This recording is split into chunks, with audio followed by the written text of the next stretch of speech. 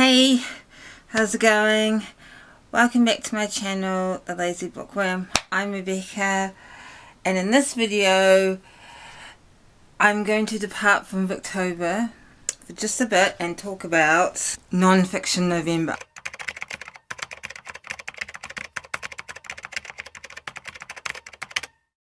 I was really tossing up when to do this video because I sort of wanted to do this video and put it up before November, but then at the same time I sort of wanted to devote, October to Victober, obviously. And then I thought I'll upload my TBR for Nonfiction November today, which is Tuesday I think it's like the 24th or the 25th of October. And the next couple of videos after this will be all about Victober. So, you may be asking, what is Nonfiction November?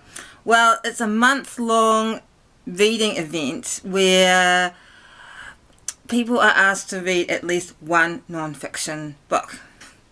It was created by Olive at her YouTube channel, A Book Olive, and I will leave the link to her announcement and to her recommendations down below. Like with Victober, this is like my first time taking part in Nonfiction November as a YouTuber, and yeah, I think particularly after Victober, I think this will be a great kind of change somewhat in my reading. So I'm really looking forward to Nonfiction November. Now, as with every year, you are given some prompts, and you don't have to follow these prompts to the letter. You don't even probably have to follow the prompts at all. They're just there to help you. And the prompts are secret, border, element, and record. Now, my books I've chosen for my TBR are probably stretching these words a lot. In fact, to a certain extent you can maybe say, how are your books related to these prompts at all? But George Saunders, A Swim in a Pond in the Rain. For my regular viewers, you may know that yes, I actually have started reading this, but then I stopped and it's just sat on my shelf. So considering this is a non-fiction book all about writing, in particular the Russian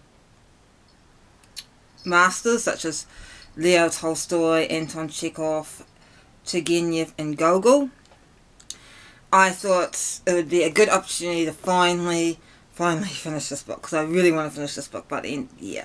Stephen Fry's Heroes. This is all about the Greek gods and the heroes of Greek mythology and antiquity. I am really trying to get more into Greek mythology, and I thought this would be a really good and accessible way for me to do this. I'm looking forward to reading this.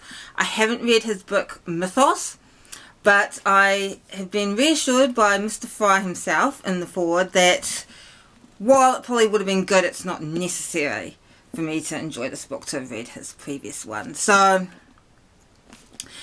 again, I'm really looking forward to reading this. Raymond Williams, The Country and the City. Raymond Williams was a literary critic who was around in the 20th century. Apart from that, I do not know much about him. This book really intrigued me when I saw it because it is his discussion about the country and the city and how our perceptions of both the country and the city have been informed by literature. It says here, examining literature since the 16th century, Williams traces the development of our conceptions of these two traditional poles of life. A History of Pictures by David Hockney and Martin Gayford. This book is actually a series of conversations between the British artist David Hockney and the art critic Martin Gayford. It's got some wonderful pictures with it, such as from old masters. This one is a history book and is Ian Kershaw to Hell and Back, Europe 1914 to 49. So This book is a sort of chronicle of Europe from the beginning of the First World War to the end of the Second. I read Ian Kershaw's Hitler, his 2 books on Hitler, which were really, really good, and I really liked them a lot. So when I saw this, I thought I will grab this. My last book on my TBR, The Myth of Normal by Gabor Mate with Daniel Mate, and the subtitle is Trauma, Illness and Healing in a Toxic Culture.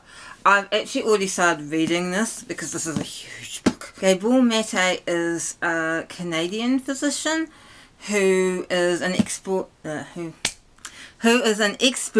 in addiction and trauma.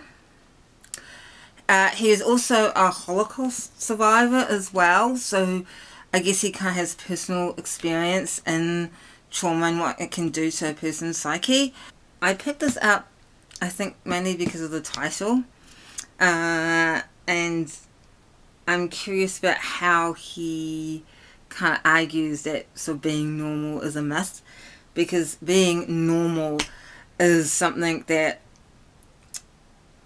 is so ingrained in us to be what we should be. You know, everyone wants to be normal, and everyone strives to be normal. I am really looking forward to Nonfiction November. I am looking forward to reading all these books, and I will see you next video, which will be a Victober video. So